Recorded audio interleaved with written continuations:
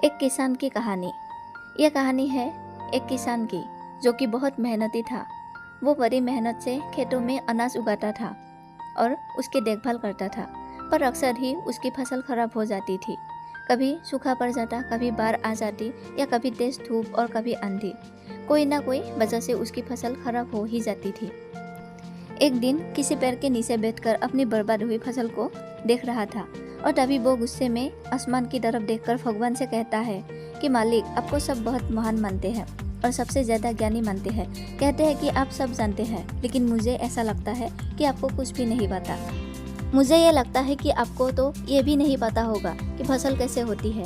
अगर आप ये जानते होते तो हर समय जो बाढ़, आंधी और तूफान आते हैं वो कभी नहीं आती। आप नहीं जानते कि कितना नुकसान उठाना पड़ता है हम किसानों को। अगर मेरे हाथ में शक्ति होती कि जैसा मैं चाहूँ वैसा मौसम हो जाए, तो फिर आप देखना मैं फसल को कितने अच्छे तरीके से उगाता हूँ। तभी उतने में ऊपर से एक आवाज आए, ले मैं तुझे ये ताकत देता हूँ कि आज से तू जैसा चाहे वैसा मौसम करके अपने फसल को उगा सकता है और अपनी फसलों की हिफाजत कर सकता है। एक दो दिन गुजरने के बाद किसी ने फिर से सार अपने खेत में गेहूं की फसल उगाई। अब किसान के पास तो शक्ति थी, वो जैसा चाहे वैसा मौसम कर सकता था। तो किसान ने आंधी, तूफान और बाढ़ कुछ भी उसने अपने खेतों पर आने नहीं दिया। किसान ने अपनी फसलों को बर्बाद होने से बचाया और उस साल उस किसान के खेत में ऐसी फसल हुई जो पहले कभी नहीं हुई थी। मन ही मन किसान बहुत खुश हो रहा था और साथ ही साथ ये सोच भी रहा था कि भगवान को बताऊंगा कि इसे कहते हैं शक्ति का सही इस्तेमाल। कुछ दिन और गुजरने के बाद फसल काटने के लिए तैयार हो गए। किसान बड़े उत्सुकता के साथ फसल को काटने लगा, पर जैसे ही उसकी नज़र गेहूं की बोलियां पर पड़ी तो वो हैरान हो गया, क्योंकि उन बल्लियों में गेहूं के दाने ही नहीं थे। गेहूं के एक भी बाली के अंदर गेहूं का दाना ही नहीं था। सारी बल्लियां अंदर से खाली थी। अब वो किसान बड़ा परेशान हो गया और फिर से भगवान को पुकारने लगा। वो जोर जोर से चिल्लाकर ये कह रहा था, भगवान, शायद तूने मुझे कोई सजा दी है।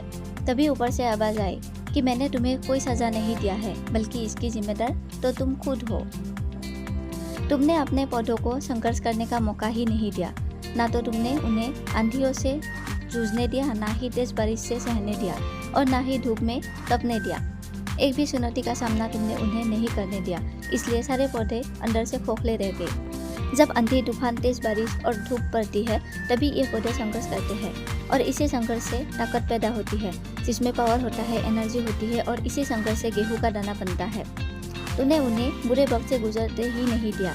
जहाँ उनका बनावट होता, सारी बल्लियाँ इसलिए खोखली रह गई क्योंकि तुमने अपने पौधों को संघर्ष कराया ही नहीं। सिर्फ यही चीज़ दोस्तों हमारे साथ भी होती है।